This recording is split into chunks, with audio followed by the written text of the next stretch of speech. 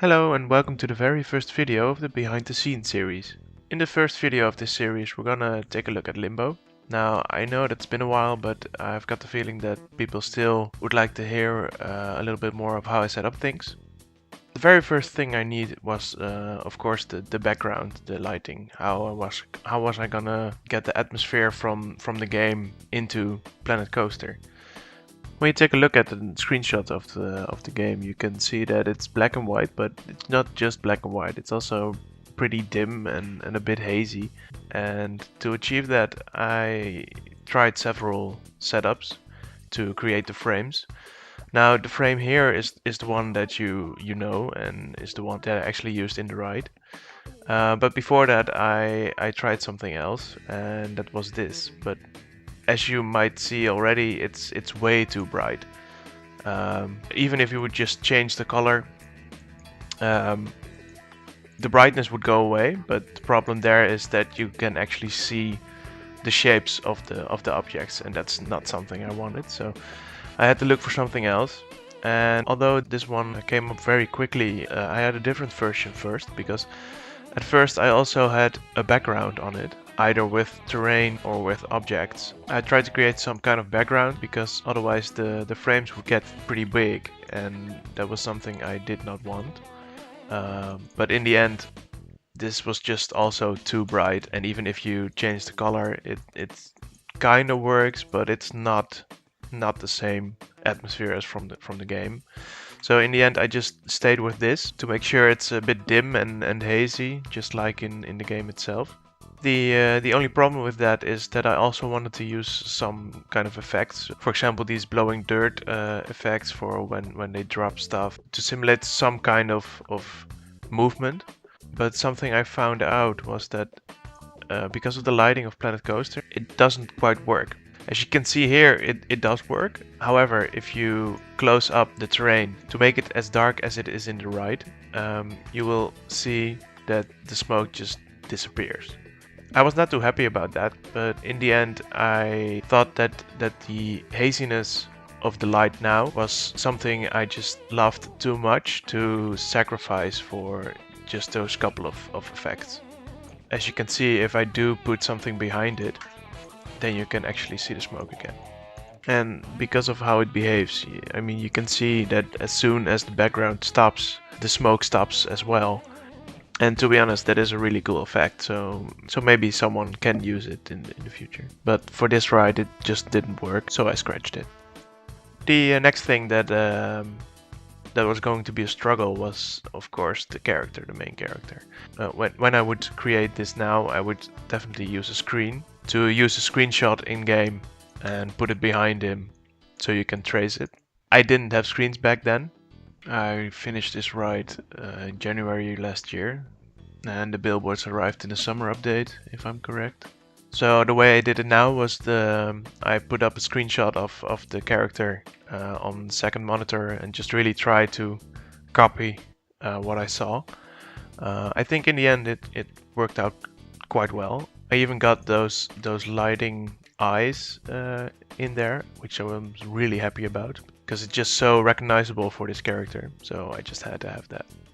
In the end, the character consists of 24 objects. I used a 25th object to keep it all in place, so it's one building, so I can easily duplicate it, just like that.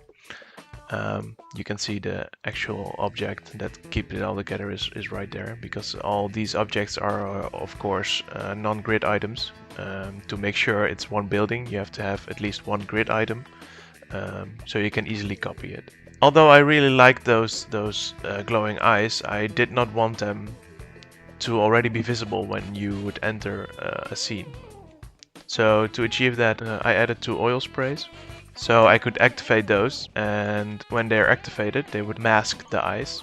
I used 2 because one wasn't quite enough to hide them.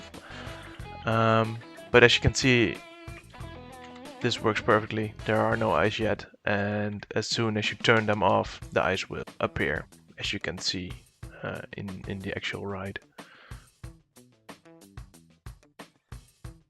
Now, I don't really have created time lapses, but what I do have are a couple of save games, iterations between versions of the ride. As you can see here, there's already a start of the track, and the first frame with the title is actually already here. The final version of the first frame, it has a lot more trees and grass and stuff like that. And someone asked me how I create the rides, as in how do I set it up? Do I create the whole track first and then add the scenery, or do I do the scenery first and then the track? Well, it's actually a combination of both, because I do it basically segment for segment. So I start with this and then continued on to the second scene. And you can also see that if you compare this frame to the final one, it's set up completely different still. I constantly change everything. The amount of iterations for every ride is huge, because I generally just start building and then adding stuff, changing stuff constantly, but all the while keeping the main theme in mind. The problem with creating rides segment by segment is that sometimes you tend to lose what you're trying to build, because at the moment you're building something, it might look like it's exactly what you want with the ride, and it really matches the theme, or in this case the game. But as you might have noticed, this part is not in the final ride, and that's because I was building it and it felt right, but I picked it up the next day. I noticed that it wasn't really what I wanted. To clarify, Limbo's pacing is really slow, and that helps building the suspense. And so I noticed that by doing this fast images flying past each other, I would kind of lose what Limbo is about, and I scratched it completely. And that's something I do quite often. Just erase a whole segment and start over, because it just didn't feel right compared to the theme or the game in this case. Now here's another iteration. At some point I was wondering why I would use the coaster, because it's just going from image to image.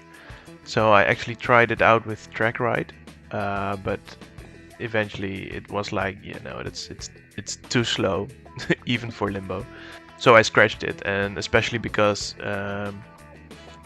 one of the scenes was going to be upside down, because it would have the perspective of the spider, as you can see here. And yeah, that was not gonna happen with the track ride. Now it could happen with the Remotion, the robotic arm ride, of course, but I didn't have that one back then, so. Now, this save game was quite far into the project already. As you can see, this scene is completely done. This scene was done all the way to the hotel one. And the hotel one was a very fun one to do. The only thing that wasn't fun to do was creating the actual ladders, because that was quite time consuming. Because as you might notice here, that's a whole lot of square lamps. And at that time it was pretty much the only thing that really worked for this kind of stuff. Also because I had to create small stuff that was broken like this. Or here, over here. But it was quite a task to set this up. But in the end, the effect was great. So I'm happy I did it. As is with a lot of things I create, the work might be horrible, but the result is what I imagined it would be. So then it's worth it. As you can see here, the character is just standing here, as opposed to it has to jump. And that was something that was also quite a task to achieve. I had to reposition all the objects to make him have all these different kind of positions, just like hanging here, on the ladder over here. And something I noticed is that you go past it pretty quickly, so if the shapes aren't perfect, that's okay, because people won't notice. And that's something that you maybe can keep in mind if you create something. The details don't have to be perfect, because their brain will ignore the details that aren't quite as they should be. Well, this save game is from is a week later than the previous one, and you can actually see that the whole track is finished, and I'm basically doing the final details. Like for example here, the crashing through the glasses is not quite ready yet.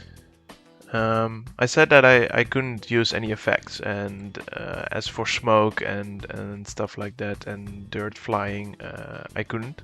But I did use a couple of special effects, and that's, for example, here. In this segment of the game, you would have to activate, like he's doing here, and it would electrify and magnetize this rail, so you can actually move the ladder from one part to the from one side to the other.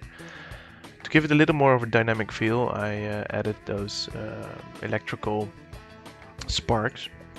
Something else that you will notice is that every effect and every trigger is on the track, because back then we also didn't have display sequencers. So you would have to trigger them directly to the track, and now that I look at it, I'm so happy that we have display sequencers right now.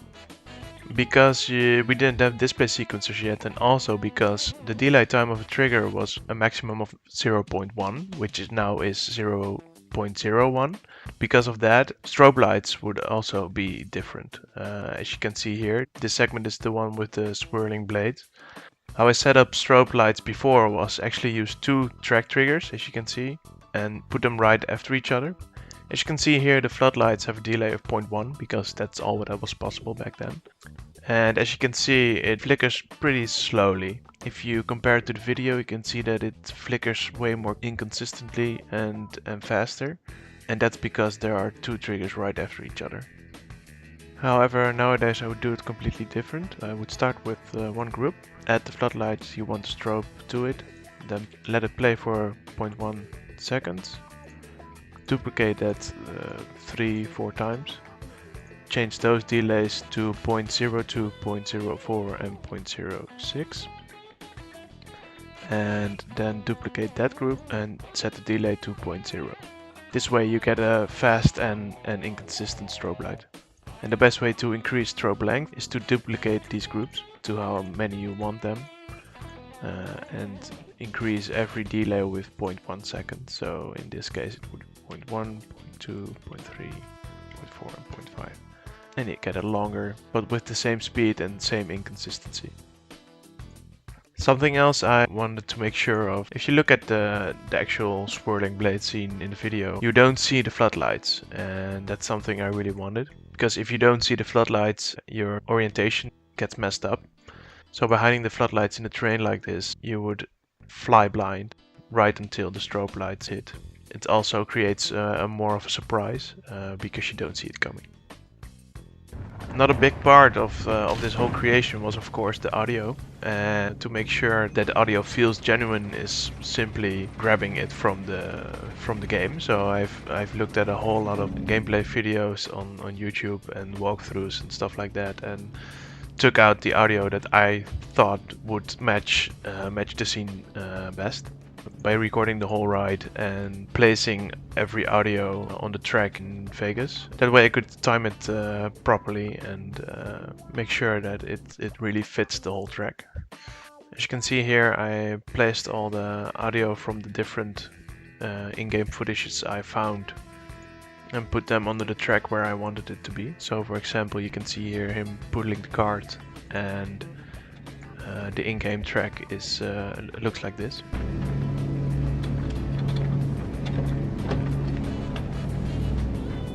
Anyway, it was a really fun ride to create, and most challenging and also the most fun thing to do was to